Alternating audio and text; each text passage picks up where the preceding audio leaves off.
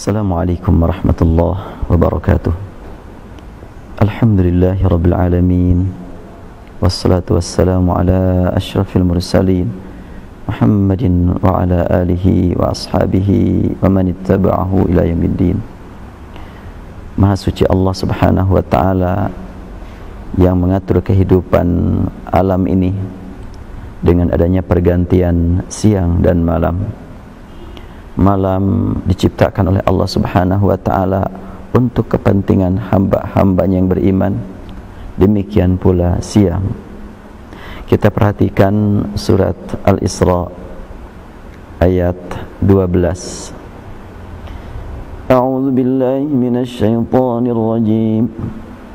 وَجَعَلْنَا اللَّيْلَ وَالنَّهَارَ آيَتَيْنِ فَمَحَوْنَا آيَةَ اللَّيْلِ وَجَعَلْنَا آيَةَ النَّهَارِ مُبْصِرَةً وَجَعَلْنَا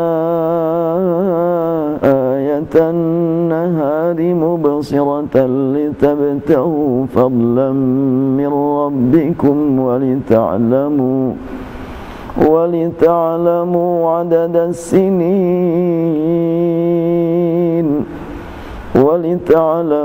عَدَدَ السِّنِينَ وَالْحِسَابَ وَكُلَّ شَيْءٍ فَصَّلْنَاهُ تَفْصِيلًا. Allah mengingatkan tentang hakikat perjalanan alam dengan mengalami waktu yang disebut dengan malam dan siang. Ayat ini mendahulukan kata malam, lalu diikuti dengan kata siang, menggambarkan betapa pentingnya kita mengisi malam untuk komunikasi dengan Allah, yang ternyata malam lebih mendukung kita untuk lebih khusyuk. Inna nasyi'atal lail hiya asyaddu wata'an wa aqwamu qila. Malam bukan diciptakan untuk tidur nyenyak selalu, untuk bermimpi-mimpi, tetapi malam adalah untuk meningkatkan komunikasi, lebih dekat, lebih khusyuk, lebih tunduk kepada Allah. Mari kita bertanya kepada diri kita, seberapa banyak waktu-waktu malam yang sudah kita lewati, yang digunakan untuk sujud, rukuk kepada Allah, untuk meneteskan air mata demi membuktikan keimanan, keyakinan bahwa dimanapun kita berada, apapun yang kita kerjakan selalu didengar, dilihat, disaksikan oleh Allah subhanahu wa ta'ala. Banyak orang yang mengisi malamnya hanya dengan tidur, itu masih mendingan. Tapi tidak sedikit orang yang mengisi malamnya hanya untuk begadang tanpa makna. Begadang dipersilahkan, tapi dengan qiyamul lail. Wa minal lail fatahajjad bihi nafilatan lak asa an yab'atsaka rabbuka maqaman mahmuda. Dari sebagian malam silahkan manfaatkan untuk sujud, untuk rukuk kepada Allah, sebagai tambahan amal yang mudah-mudahan dapat menambah kekurangan-kekurangan kita saat melaksanakan ibadah fardu. Dan Rasulullah SAW mengingatkan pentingnya memanfaatkan malam juga untuk menjalin komunikasi kekeluargaan. Beliau bersabda, rahimallahu rajulan istayqadha wa yusalli wa ayqadha ahlah fa in abat nadhaha ala wajhiha alba. Semoga Allah melimpahkan rahmat kepada seorang pria atau kepala keluarga yang di malam hari bangun menghadap kepada Allah, rukuk dan sujud, memohon untuk kepentingan dirinya, keselamatan dirinya, yang sekaligus juga memohon untuk keselamatan dan kepentingan keluarganya.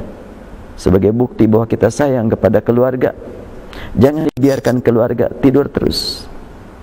Bangunkan juga untuk ruku, sujud, menikmati ayat-ayat suci. Digunakan sebagai alat komunikasi yang pasti didengar, pasti dilihat, pasti diketahui oleh Allah subhanahu wa ta'ala. Rasulullah SAW juga mengingatkan bahwa apabila kita mau tidur, syaitan datang mendekati kita, menyiapkan ikatan 3 ikatan. Setiap kali satu ikatan ada kalimat alaika lailun tawilun farqud. Tidurlah yang nyenyak, jangan banyak pikiran. Malam begitu panjang buat kamu. Bila kita terbangun, lalu kita berzikir, bersyukur kepada Allah dengan ungkapan alhamdulillahilladzi ahyana ba'dama amatana wa ilaihin nusyur, maka lepaslah satu ikatan. Ditindaklanjuti dengan menuju tempat wudu, dan kita berwudu, di situ bertobat, memohon kepada Allah, memohon agar diampuni akibat perbuatan dosa yang berkaitan dengan telapak tangan, dosa dengan mata, dosa akibat salah guna terhadap lisan, dosa akibat salah guna terhadap telinga, dan semuanya pada waktu berwudu kita menjerit kepada Allah Subhanahu wa ta'ala. Maka ketika itu lepaslah ikatan yang kedua yang disiapkan syaitan. Ditindaklanjuti dengan qiyamul lail, maka lepaslah 3-3-nya. Malam-malam yang sudah kita lalui, berapa persen yang kita gunakan untuk meneteskan air mata? Berapa persen yang kita gunakan untuk tilawatil Quran? Berapa persen pula yang kita gunakan untuk ruku dan sujud?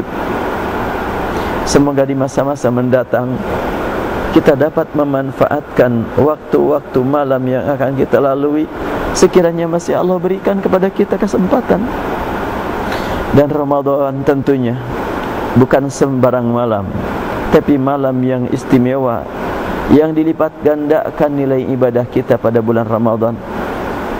Karena itu Rasulullah SAW memanfaatkan Ramadan bukan saja untuk dirinya, tapi juga untuk keluarganya dan untuk umat secara keseluruhan. Hingga beliau lakukan pada tanggal 23 Ramadan salat bersama para sahabat hingga menghabiskan waktu 1/3 malam. Pada tanggal 25 menghabiskan setengah malam, dan pada waktu tanggal 27 menghabiskan semalam penuh. Hanya kepada Allah kita berharap. Semoga Allah turunkan kepada kita pertolongan agar kita mampu memanfaatkan malam untuk ruku, untuk sujud, untuk ibadah dengan khusyuk. Allahumma Rabbana ya Karim, ya Rahman, telah Engkau berikan nikmat ibadah pada hamba-hamba pilihan-Mu di masa lalu, dan juga pada saat ini banyak dari hamba-hamba-Mu yang senantiasa memanfaatkan malam untuk khusyuk saat rukuk sujud padamu. Rabbana ya Tuhan kami, berikan pula kepada kami nikmat ibadah di malam hari tanpa terdengar oleh manusia, namun hanya terdengar oleh Engkau. Allahumma Rabbana alaika tawakkalna wa ilaika anabna wa ilaikal masir. Rabbana atina fid dunya hasanah wa fil akhirati hasanatan wa qina adzaban nar. Walhamdulillahi rabbil alamin. Wabillahi taufiq wal hidayah. Assalamualaikum warahmatullahi wabarakatuh.